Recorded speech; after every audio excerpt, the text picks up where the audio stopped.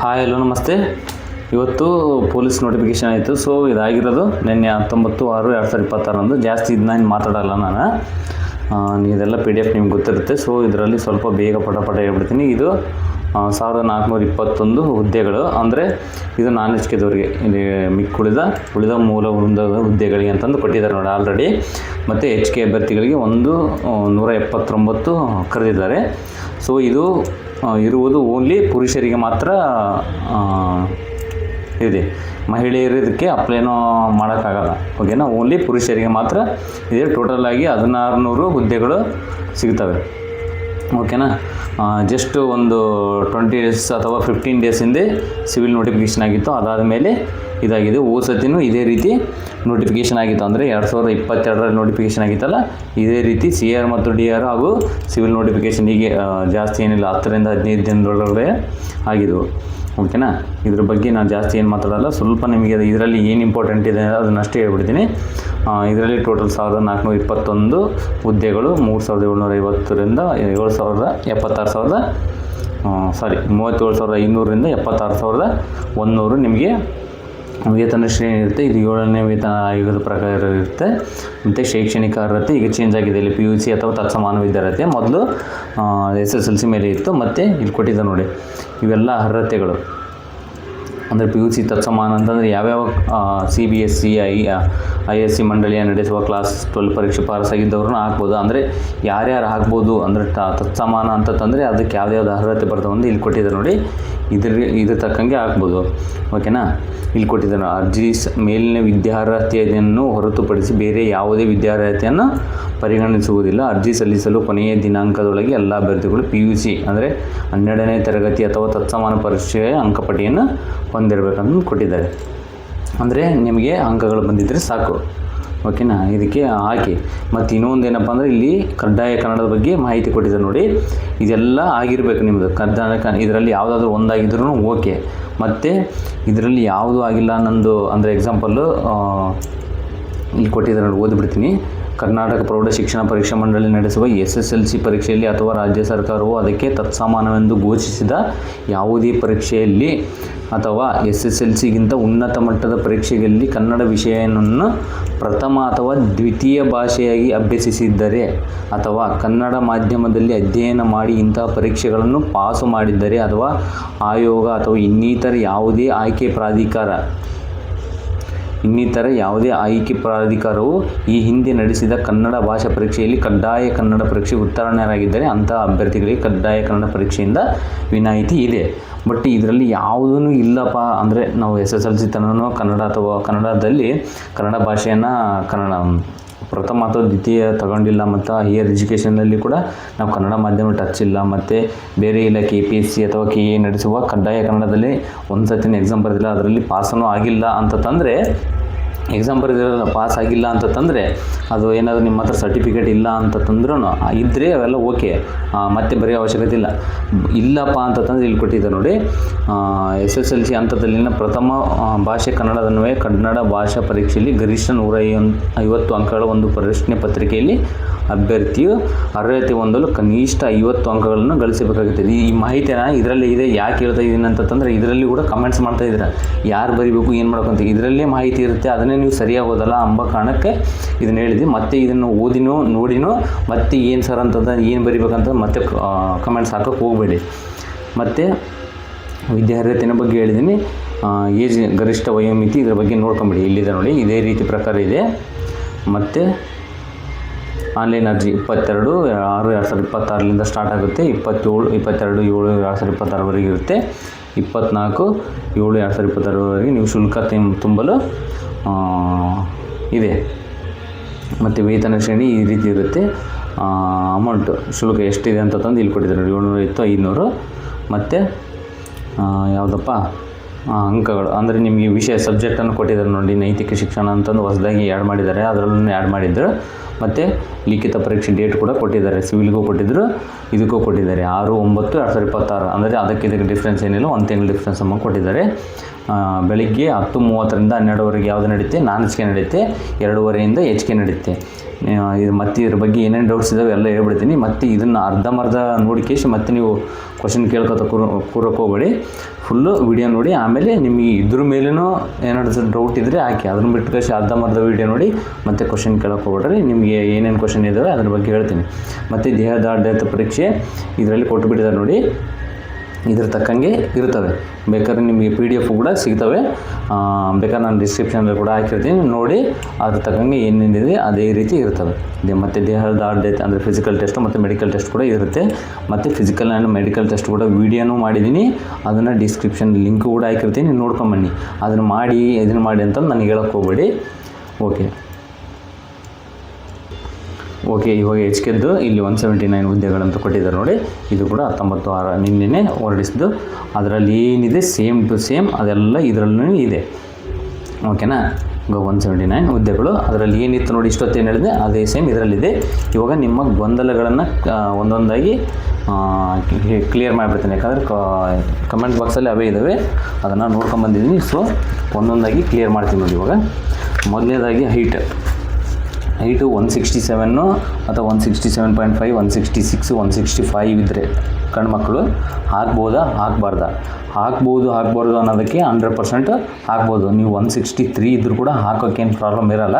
But ಅವಶ್ಯಕತೆ ಇರೋಲ್ಲ ಅಂತಂದು ನಿಮಗೇನಾದರೂ CET ಎಕ್ಸಾಮ್ ಅಟೆಂಡ್ ಮಾಡೋಕ್ಕೇನಾದರೂ ಹಾಕಿ. ಬಟ್ 167+ ಇದ್ದವರು ಒಂದು ಸ್ವಲ್ಪ ಟ್ರೈ ಮಾಡ್ಬೋದು ಇದಕ್ಕೆ, ಯಾಕಂದರೆ ಆಗೋ ಚಾನ್ಸಸ್ ಇರ್ತವೆ, ಆಗದೇನೂ ಇರ್ಬೋದು. ಓಕೆನಾ? 168 ಇದ್ದರೆ ಆಗ್ತವೆ, ಆಲ್ಮೋಸ್ಟ್ ಆಗ್ತವೆ. ಓಕೆನಾ? ಹಾಕೋಕ್ಕೆ ಯಾವುದೇ ತೊಂದರೆ ಇಲ್ಲ ಒಂದು. ಮತ್ತು ಗರ್ಲ್ಸ್ 156, 153 ಇದ್ದರೆ ಹಾಕ್ಬೋದು.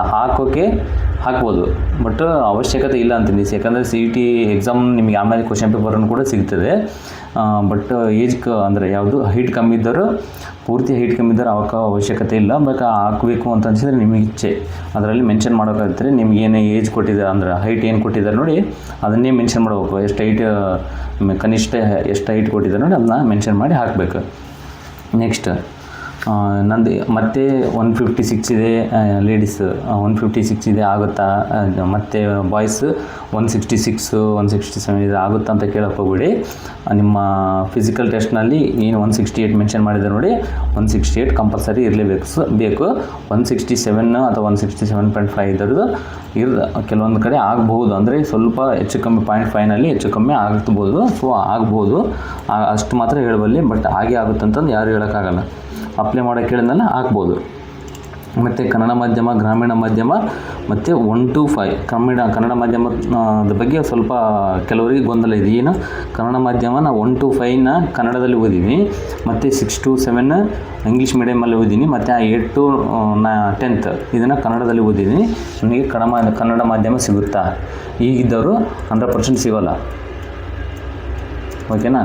ಯಾಕಂದರೆ 1 to 10th ಫುಲ್ಲು ಕನ್ನಡ ಮಾಧ್ಯಮದಲ್ಲೇ ಇರ್ಬೇಕು ನೀವು. ಹಾಗಾದರೆ ಮಾತ್ರ ಕನ್ನಡ ಮಾಧ್ಯಮ ಸರ್ಟಿಫಿಕೇಟ್ ಅಂದರೆ ಬರ್ಸ್ಕೊಂಬರೋಕ್ಕೆ ಸಾಧ್ಯ.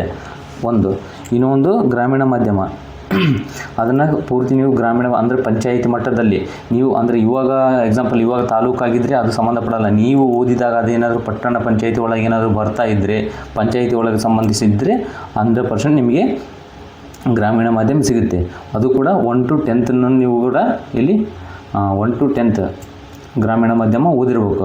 ಅದರಲ್ಲಿ ನೀವು 1 ವರ್ಷನೋ 2 ವರ್ಷನೋ ನೀವು ಏನು ಸಿಟಿನಲ್ಲಿ ಅಥವಾ ತಾಲೂಕು ಮಟ್ಟದಲ್ಲಿ ಓದಿದರೆ ನಿಮಗೆ ಸಿಗೋದಿಲ್ಲ. ಸೊ ಅಲ್ಲಿ ಗ್ರಾಮೀಣ ಮಾಧ್ಯಮ ಅಪ್ಲಿಕೇಬಲ್ ಆಗೋದಿಲ್ಲ. ಮತ್ತು ಕೆಲವರು ಏನು ಕೇಳ್ತಾ ಇದ್ದಾರೆ, PUCನಲ್ಲಿ ಕನ್ನಡದಲ್ಲಿ ಓದಿದರೆ ಅದು ಕನ್ನಡ ಮಾಧ್ಯಮ ಸಲ್ಲಿಸ್ಬೋದಾ ಅಂತ ತಂದಿದೆ. ಸೊ ಇಲ್ಲ, ನೀವು 1 to 10th ಮಾತ್ರ ಇದು ಸಂಬಂಧಪಡುತ್ತೆ. ನೆಕ್ಸ್ಟ್ PDP RD ನಂಬರ್, ಇವಾಗ ಅಪ್ಲಿಕೇಶನ್ ಆಗ್ತಾ ಇದ್ದಾರೆ ಸಿವಿಲ್ನಲ್ಲಿ. ಅಲ್ಲಿ ಏನು ಪ್ರಾಬ್ಲಮ್ ಇರ್ತಾ ಇದ್ದಾವೆ, PDP RD ನಂಬರ್ ಕೇಳ್ತಾ ಇದೆ. ಬಟ್ PDPನಲ್ಲಿ RD ನಂಬರ್ ಇಲ್ಲ, ಮೆನ್ಷನ್ ಇಲ್ಲ. ಬಟ್ ಅಲ್ಲಿ PDP RD ನಂಬರ್ ಕೇಳ್ತಾ ಇದೆ. ಏನು ಮಾಡಬೇಕಂತ ಕೇಳಿದ್ರೆ, ಸೊ ಇದಕ್ಕೆ ಯಾರು ಸೊಲ್ಯೂಷನ್ ಕೊಡೋಕ್ಕಾಗಲ್ಲ. ಏನು ಮಾಡಬೇಕು ಅಂತಂದರೆ ನೀವು KAಗೆ ಅರ್ಜಿ ಬರೆದು ಸಲ್ಲಿಸಬೇಕು, ಅಥವಾ ಅವರ ಗಮನಕ್ಕೆ ತರಬೇಕು ನೀವು. ಹಾಗಾದರೆ ಮಾತ್ರ ಅದು ಸೊಲ್ಯೂಷನ್ ಆಗ್ತವೆ. ಅದೊಂದೇ ಸಮಸ್ಯೆ ಅಲ್ಲ, ಬೇರೆ ಯಾವುದೇ ಸಮಸ್ಯೆ ಆಗಲಿ, ಸರ್ವರ್ ಸಮಸ್ಯೆ ಆಗಲಿ. ಮತ್ತು ಕೆಲವರು ಏನು ಹೇಳ್ತಾ ಇದ್ದಾರೆ, ಸ್ಪೆಲ್ಲಿಂಗ್ ಮಿಸ್ಟೇಕ್ ಇದೆ ಅದರಲ್ಲಿ. ಎಕ್ಸಾಂಪಲ್ ಒಂದು ಯಾವುದಾದ್ರೂ ನೇಮ್ ತಗೊಳ್ಳಿ, ಒಂದರಲ್ಲಿ ಲಾಸ್ಟಿಗೆ A ಎಂಬ ಅಕ್ಷರ ಇರುತ್ತೆ, ಕೆಲವೊಬ್ಬರಲ್ಲಿ A ಎಂಬ ಅಕ್ಷರ ಇರಲ್ಲ.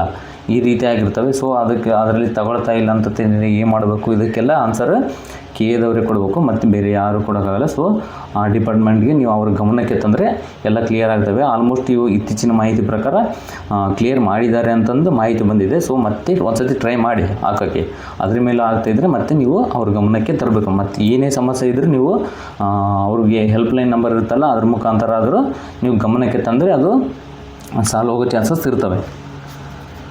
ನೆಕ್ಸ್ಟ್ 3 B ಇದೆ, 2A ಇದೆ, ಅಥವಾ ಇನ್ನೊಂದು ಯಾವುದೇ ಕ್ಯಾಸ್ಟ್ ಇದೆ, ಅಪ್ಲಿಕೇಶನ್ ಎಲ್ಲಿ ಹಾಕಬೇಕು, ಇದೇ ಅಪ್ಲಿಕೇಶನ್ ಎಲ್ಲಿ ಹಾಕಬೇಕು, ನಮ್ಮದು ಹೇಗೆ ಹಾಕಬೇಕು ಎಂಬುದು ಕೇಳ್ತಾ ಇದ್ದೀರಾ. ಸೊ ಅಪ್ಲಿಕೇಶನ್ ಎಲ್ಲಿ ಹಾಕ್ಬೇಕಂಬೋದು ಡಿಸೈಡ್ ಮಾಡೋರು ನೀವೇ. ಯಾರು ಕೂಡ ಇಲ್ಲೇ ಕಡಿಮೆ ನಿಲ್ಲುತ್ತೆ ಅಂತಂದು ಹೇಳೋರಿದ್ದರೆ ಎಲ್ಲರೂ ಅವ್ರನ್ನೇ ಕೇಳಿಕೇಸಿ ಮತ್ತೆ ಅಲ್ಲೇ ಹಾಕಿಬಿಡ್ತಿದ್ರು. ಓಕೆನಾ, ಅದೆಲ್ಲ ಭ್ರಮೆ ಅಂತ ತಿಳ್ಕೊಂಬಿಡಿ. ಎಲ್ಲಿ ಕಡಿಮೆ ನಿಲ್ಲಲ್ಲ, ಮತ್ತು ಹೋದ ಸತಿ ಕಡಿಮೆ ಮಾತ್ರಕ್ಕೆ ಈ ಸತಿನೂ ಅಲ್ಲೇ ಕಡಿಮೆ ನಿಲ್ಲುತ್ತೆ ಎಂಬುದು ಸ್ವಲ್ಪ ಬಹಳ ಕಷ್ಟ. ನಿಲ್ಲಬೋದು, ನಿಲ್ಲದೇನೆ ಇರ್ಬೋದು. ಸೊ ನೀವೇ ಆಲೋಚನೆ ಮಾಡಿ ಹೋದ ಸತಿ ಯಾವ ಥರ ನಿಂತ್ಕೊಂಡಿದೆ, ಯಾವ ಥರ ಅಪ್ಲಿಕೇಶನ್ ಆಗಿದ್ರೆ ಸ್ವಲ್ಪ ಅವ್ರನ್ನ ಕೇಳಿ, ಇಲ್ಲನಲ್ಲ, ಬಟ್ ಅವ್ರ ಮಾತಿನಲ್ಲೇ ನೀವು ಫುಲ್ಲು ಡಿಪೆಂಡ್ ಆಗೋದು ಬೇಡ. ಆ ಕಾರಣಕ್ಕಾಗಿ ನೀವೇ ಚೂಸ್ ಮಾಡಿ ನೀವೇ ಹಾಕಿ. ಅಷ್ಟು ಬಿಟ್ಟರೆ ಇನ್ನೊಬ್ಬರು ಹೇಳಿದ ಮೇಲೆ ನೀವು ಹಾಕ್ತೀನಿ ಅಂತಂದರೆ ಅದು ಭಾಳ ತಪ್ಪಾಗುತ್ತೆ. ಮತ್ತು ಇನ್ನೊಂದು, ನನ್ನ ಕೇಳ್ತಾ ಇರ್ತಾರೆ ಕಮೆಂಟ್ನಲ್ಲಿ ಹಾಕ್ತಾ ಇರ್ತಾರೆ, ಅಲ್ಲಿ ಎಲ್ಲಿ ಹಾಕ್ಬೇಕು, ಎಲ್ಲಿ ಹಾಕ್ಬೇಕಂತ. ಒಂದು ವೇಳೆ ನಾನು ಎಕ್ಸಾಂಪಲ್ ಯಾವುದೋ ಒಂದು ಹೇಳಿದೆ, ಒಂದು ಚೆನ್ನಾಗಿ ಓದೋರು ಎಲ್ಲರೂ 30 ಮಂದಿ ಎಲ್ಲೇ ಹಾಕಿದರೆ ಅಲ್ಲಿ ಒಂದು 10 ಪೋಸ್ಟ್ ಇತ್ತಪ್ಪ ಅಂದರೆ ಚೆನ್ನಾಗಿ ಓದಿದರೆ ಎಲ್ಲ ಹಾಕಿರ್ತಾರೆ. ಅವಾಗ ಏನು ಮಾಡಬೇಕು, 10 ಪೋಸ್ಟ್ ಕೊಡೋಕೆ ಅವ್ರೇನು 30 ಪೋಸ್ಟ್ ಕೊಡೋಕ್ಕಾಗಲ್ಲ. ಆ ಕಾರಣಕ್ಕಾಗಿ ನಿಮ್ಮದನ್ನು ನೀವೇ ಡಿಸೈಡ್ ಮಾಡಬೇಕು ಎಲ್ಲಿ ಹಾಕ್ಬೇಕಂತ ತಂದು. ಇನ್ನೊಬ್ಬರನ್ನ ಕೇಳಿ ಹಾಕ್ತೀನಿ ಅಲ್ಲಿ ಆಮೇಲೆ ಆಗಲಿಲ್ಲ ಅಂತಂದರೆ ಇನ್ನೊಬ್ಬರನ್ನ ಬ್ಲೇಮ್ ಮಾಡೋದು ಕೂಡ ಬಿಡಬೇಕು. ಓಕೆನಾ. ನೆಕ್ಸ್ಟು ಅವೆಲ್ಲ ನೀವೇ ಡಿಸೈಡ್ ಮಾಡಬೇಕು ಎಲ್ಲಿ ಹಾಕಬೇಕು ಏನಾಗುತ್ತೆ ಅಂತ ತಂದು. ಮತ್ತು ಕನ್ನಡ ಮತ್ತು ಗ್ರಾಮೀಣ ಮಾಧ್ಯಮಕ್ಕೆ ವ್ಯಾಲಿಡಿಟಿ ಇದೆನಾ? ಓಕೆನಾ. ಕನ್ನಡ ಮತ್ತು ಗ್ರಾಮೀಣ ಮಾಧ್ಯಮಕ್ಕೆ ಇಲ್ಲಿವರೆಗೂ ಯಾವುದೇ ವ್ಯಾಲಿಡಿಟಿ ಇಲ್ಲ. ಓಕೆನಾ. ಒಂದು ಸತಿ ಬರ್ಸ್ಕೊಂಬಂದರೆ ಮತ್ತೆ ಬರೆಸ್ಕೊಂಡು ಬರೋ ಅವಶ್ಯಕತೆ ಇರಲ್ಲ. ಮತ್ತೆ ಅದು ಯಾವುದಾದ್ರೂ ನೋಟಿಫಿಕೇಷನಲ್ಲಿ ಹೊಸದಾಗಿ ಇತ್ತೀಚಿನ ಕನ್ನಡ ಮತ್ತು ಗ್ರಾಮೀಣ ಮಾಧ್ಯಮ ಅಂತ ತಂದು ಏನಾದರೂ ಡೇಟ್ ಮೆನ್ಷನ್ ಮಾಡಿ ಈ ರೀತಿ ಕೇಳಿದರೆ ಮಾತ್ರ ನೀವು ಬರ್ಸ್ಕೊಂಡು ಬರಬೇಕಾಗುತ್ತೆ. ಆಲ್ಮೋಸ್ಟ್ ಎಲ್ಲ ಅದಿದ್ರಲ್ಲೇ ಕೂಡ ಆ ರೀತಿ ಕೇಳಿಲ್ಲ. ಸೊ ಅವೇ ನಡೀತವೆ. ಹೊಸದಾಗಿ ಬರ್ಸ್ಕೊಂಡು ಬರಬೇಕಂತಂದರೆ ಆಲ್ಮೋಸ್ಟ್ ಕೇಳಲ್ಲ. ಓಕೆನಾ. ನನಗೆ ಗೊತ್ತಿರೋ ಮಟ್ಟಿಗೆ ಕೇಳಿಲ್ಲ. ಬಟ್ ಇದ್ರ ಮೇಲೆ ಇನ್ನೇನಾದರೂ ಡೌಟ್ ಇದ್ದರೆ ಇನ್ನೂ ಬೇರೆಯವ್ರನ್ನ ಕೇಳಿ. ಇದಕ್ಕೆ ವ್ಯಾಲಿಡಿಟಿ ನನಗೆ ಗೊತ್ತಿರೋ ಮಟ್ಟಿಗೆ ಇಲ್ಲ. ನಾನ್ HKದವರು HK ಹಾಕ್ಬೋದಾ? ಓಕೆನಾ. ಇದು ಮೊದಲೆಲ್ಲ ಇತ್ತು. ಓಕೆನಾ. 20% ನಿಮಗೆ ಯಾರಿಗೆ 20% ಇತ್ತು, ಯಾರಿಗೆ ನಾನ್ HKದವ್ರಿಗೆ ಇತ್ತು. HKನಲ್ಲಿ ಎಕ್ಸಾಂಪಲ್ ಈಗ 179 ಪೋಸ್ಟ್ ಕರೆದಿದ್ದಾರೆ. ಇದರಲ್ಲಿ ಹೇಗೋ ಇನ್ನೂ ಅದನ್ನು ನೋಡಿಲ್ಲ ನಾನು, ಯಾವ್ಯಾವ ಜಿಲ್ಲೆಗೆ ಎಷ್ಟೆಷ್ಟು ಅಂತಂದು ನೋಡಿಲ್ಲ. ಸೊ ಇದ್ರ ಮೇಲೇ ಡಿಪೆಂಡ್ ಆಗಿ ಮಾಡ್ತಾಯಿದ್ದೀನಿ. ಈ ಎಕ್ಸಾಂಪಲ್ 179 ಪೋಸ್ಟ್ ಕರೆದಿದ್ದಾರೆ. ಯಾವುದರಲ್ಲಿ? HKದಲ್ಲಿ. ಈ 179 ಪೋಸ್ಟ್ನಲ್ಲಿ 100% ಓನ್ಲಿ HKಗೆ ಕೊಟ್ಟಿತ್ತಪ್ಪ ಅಂತಂದರೆ ಅದರಲ್ಲಿ 80% HKಗೆ ಸಿಗ್ತವೆ, ಇನ್ನು 20% ನಾನ್ HKದವ್ರಿಗೆ ಸಿಗ್ತವೆ. ಬಟ್ ಓದ್ ನೋಟಿಫಿಕೇಷನಲ್ಲಿ ಯಾವುದು ಸಿವಿಲ್ನಲ್ಲಿ ಏನು ಮಾಡಿದ್ದಾರೆ, HKಗೆ 80% ಏನು ಸಿಗ್ತಿದೆ ನೋಡಿ ಅವನ್ನ HKದವ್ರಿಗೆ ಕೊಟ್ಬಿಟ್ಟಿದ್ದಾರೆ. ಓಕೆನಾ. ಅವರಷ್ಟೇ ಬರಿಬೇಕಲ್ಲಿ. ನಾನ್ HKದವರು ಹಾಕಿ ಬರಿತೀನಿ ಅಂತಂದು ಬರೆದ್ರೂ ಸ್ಕೋರ್ ಆದ್ರೂ ನಿಮ್ದು ಆಗೋದು ಇಲ್ಲ. ನನಗೆ ಗೊತ್ತಿರೋ ಮಟ್ಟಿಗೆ ಇಲ್ಲ. ಇದ್ರ ಮೇಲೂ ಮತ್ತೆ ಏನಾದರೂ ಡೌಟ್ಸ್ ಇದ್ದರೆ 100% ಬೇರೆಯವ್ರನ್ನೂ ಕೇಳ್ಕೊಳ್ಳಿ. ಯಾಕಂದರೆ ಇದ್ರ ಮೇಲೆ ಫುಲ್ಲು ಡಿಪೆಂಡ್ ಆಗೋಕೆ ಹೋಗ್ಬೇಡ್ರಿ. ಮತ್ತು ಬೇರೆಯವ್ರನ್ನೂ ಕೇಳಿ. ಓಕೆನಾ. 80% ಏನಿದೆ ನೋಡಿ, ಅವು 296 ಪೋಸ್ಟ್ಗಳು ಓನ್ಲಿ ಯಾರಿಗೆ? HKದವ್ರಿಗೆ ಕೊಟ್ಟಿದ್ದಾರೆ. ಮತ್ತು ನಾನ್ HKದವ್ರಿಗೆ HKನಲ್ಲಿ ಏನು ಬರ್ತಿದ್ರು ನೋಡಿ 20% ಪೋಸ್ಟ್ಗಳನ್ನು ಅವನ್ನ ನಾನ್ HK ಪೋಸ್ಟ್ ಏನು ಕರೆದಿದ್ದಾರೆ ನೋಡಿ ಅದರಲ್ಲೇ ಕೊಟ್ಟಿದ್ದಾರೆ ನೋಡಿ. ಯಾವುದು? ರಾಯಚೂರು ಮತ್ತು ಬಳ್ಳಾರಿ. ಓಕೆನಾ. ರಾಯಚೂರು ಮತ್ತು ಬಳ್ಳಾರಿಗೆ ಸಪ್ರೇಟಾಗಿ ಏನು 20% ಬರ್ತವೆ ನೋಡಿ, ಅಂದರೆ ಕಲ್ಯಾಣ ಕರ್ನಾಟಕದಲ್ಲಿ 20% ಬರ್ತಾವಲ್ಲ ಅವನ್ನ ರಾಯಚೂರು ಮತ್ತು ಬಳ್ಳಾರಿಯಲ್ಲಿ ಡಿವೈಡ್ ಮಾಡಿ ಯಾವುದರಲ್ಲಿ? ನಾನ್ HKದಲ್ಲೇ ಹಾಕಿಬಿಟ್ಟಿದ್ದಾರೆ. ಸೊ ನೀವೇನಾದರೂ ನಾನ್ HKದವರು ಹಾಕಬೇಕು ಅಂತಂದರೆ ಕಲ್ಯಾಣ ಕರ್ನಾಟಕದಲ್ಲಿ ನೀವೇನಾದರೂ ಡ್ಯೂಟಿ ಮಾಡಬೇಕು, ರಾಯಚೂರಲ್ಲಿ ಅಥವಾ ಬಳ್ಳಾರಿಯಲ್ಲಿ ಹಾಕಬೇಕು ಅಂತಂದರೆ ಎಲ್ಲಿ ಹಾಕಬೇಕು? ನಾನ್ HKದಲ್ಲಿ ಕರೆದಿದ್ದಾರಲ್ಲ ಅಲ್ಲೇ ರಾಯಚೂರು ಮತ್ತು ಬಳ್ಳಾರಿನಲ್ಲಿ ಹಾಕಬೇಕಾಗುತ್ತೆ. ಓಕೆನಾ. ಸೊ ಅದಕ್ಕಾಗಿ 20% ಏನಿತ್ತು ನೋಡಿ ಅದರಲ್ಲಿ HKದಲ್ಲಿ ನೀವು ಹಾಕೋ ಹಾಗೆ ಇಲ್ಲ. ಹೋದ ಸತಿ ಎಲ್ಲ ಇತ್ತು. ಅಲ್ಲಿನ ಹಾಕ್ಬೋದಿತ್ತು, ಇಲ್ಲಿನ ಹಾಕ್ಬೋದಿತ್ತು, ಮತ್ತು 20% ಅಲ್ಲಿ ಏನಿತ್ತು ನೋಡಿ ಅದರಲ್ಲಿ ಕಾಂಪಿಟೇಷನ್ ಮಾಡಿ ನೀವು ಪಡ್ಕೋಬೋದಿತ್ತು. ಬಟ್ ಈ ಸತಿ ಆ ರೀತಿ ಕೊಟ್ಟಿಲ್ಲ. ಮತ್ತು ಇದ್ರ ಮೇಲೂ ಇದನ್ನೇ ಫೈನಲ್ ಅಂತ ನಿಂತ್ಕೊಳ್ಳೋಕೆ ಹೋಗ್ಬೇಡಿ.